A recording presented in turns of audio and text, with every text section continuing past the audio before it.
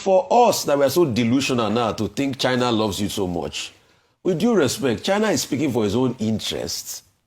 Out of the 270,000 tons of rare earth oxide, rare earth metals, China mined over close to 13,000 tons from Nigeria. They are the ones shipping our rare earth metals easily away. So if America is talking about strikes in the area where China is mining their rare earth metal, you think China will just look and be saying they should come? So when we are acting like China loves us so much, China is talking about its own interest, or the EU that is talking in our House of Board. You think they love you so much? EU that in this country close to 44 billion is going out. There's a particular refinery out of Rotterdam that out of Nigerian crude and everything, they make close to 9 billion. Everybody's talking about their own interests. China has declared firm support for Nigeria's government, stating it backs the country's right to pursue her own development path suited to national conditions. In a statement on the Chinese embassy's website in Nigeria, China's foreign ministry spokesperson Mao Ning emphasized China's opposition to any country using religion and human rights as excuses to interfere in Nigeria's internal affairs. The response is against US President Donald Trump's recent threats of potential military action in Nigeria over alleged persecution of Christians. China explicitly opposed threatening other countries with sanctions and force, reinforcing her position against such interventions.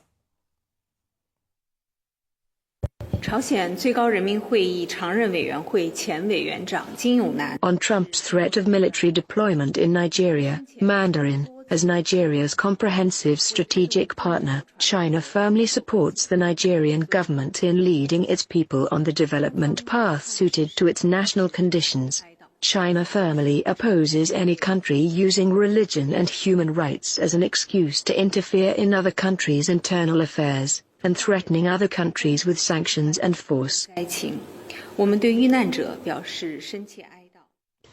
As regards the matter of this America and Nigeria, I see a lot of skewing of narrative. You know, this country, may God save this country. We have now turned the narrative into North versus South, which is not supposed to be. We have now done propaganda to an extent where it's now us versus them. No. Are people dying across every part of the country? Yes. Are Northerners, Southerners dying? Yes. Are Nigerians dying? Yes. Has this government done well at stopping the killings? No, they can do more. Because Trump has talked about it now, then there's been a lot. Like I've always said, we're a sovereign nation. Nobody can come in and invade our country without our say-so. We have seen security forces said, okay, we can get American support. But the question is, how can the problem end, the problem of killing? There's a popular adage from where I come from. They say a man sees a snake, a woman kills it. As long as the snake is dead. Please, let's take this matter out. And for us that we're so delusional now to think China loves you so much, with due respect, China is speaking for its own interests. Out of the 270,000 tons of rare earth oxide, rare earth metals, China mined over close to 13,000 tons from Nigeria.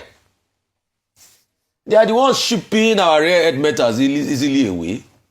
So if America is talking about strikes, which I don't believe, which I just think Trump is bluffing largely, that's about strikes in the area where China is mining their rare earth metal, you think China will just look and be saying they should come? So when we are acting like China loves us so much, China is talking about its own interest, or the EU that is talking in our House of Board. You think they love you so much? EU that in this country close to 44 billion is going out. There's a particular refinery out of Rotterdam that out of Nigerian crude and everything, they make close to 9 billion. Everybody's talking about their own interest. But when are we going to have leaders that are in the interest of Nigerians? That's the problem we've always had in this country. Because you can see other countries fighting for their own interests. We are always constantly about the interests of our politicians that steal and exploit us.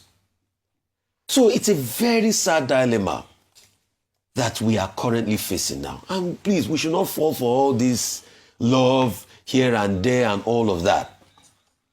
But quickly, a point I really want to make that is very important is I believe the Nigerian army can stop this killing. Is it not the same that this our country is a great country? I am so proud to be a Nigerian. This was the same Nigeria that set up the ECOMOG force. Over 70% of the troop of the ECOMOG force was from Nigeria. That worked over 7 years to bring parity and peace back to Liberia and to Sierra Leone. Nigeria expended $15 billion of its money on ECOWAS.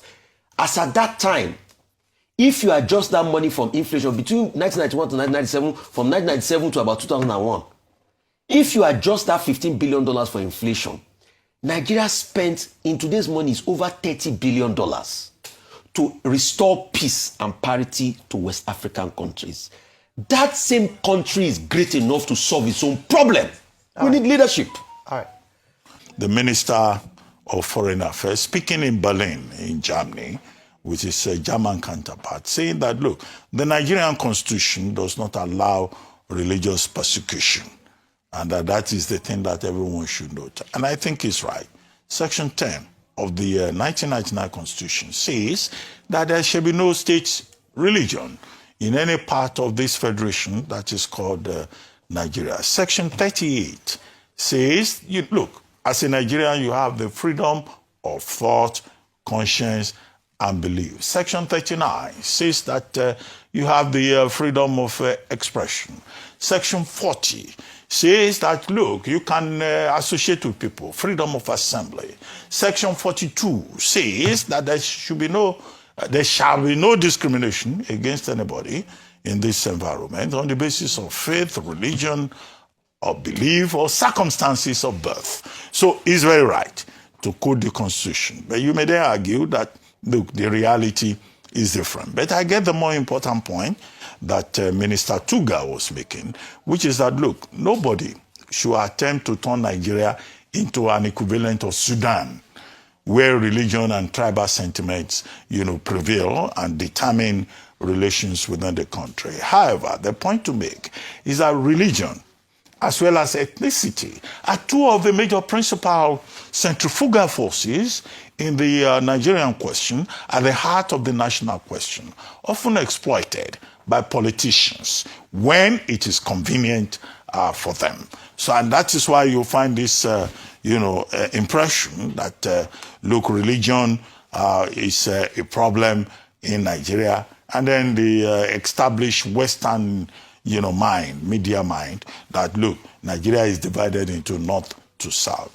After all, the ACF was here, the leaders, board of trustees, and they were saying, look, those categorizations are not just as exact. However, we face the challenge of the characterization by President Donald Trump. And now we have China coming forward and saying, look, the US should not label Nigeria. We have the EU also supporting, the Nigerian government.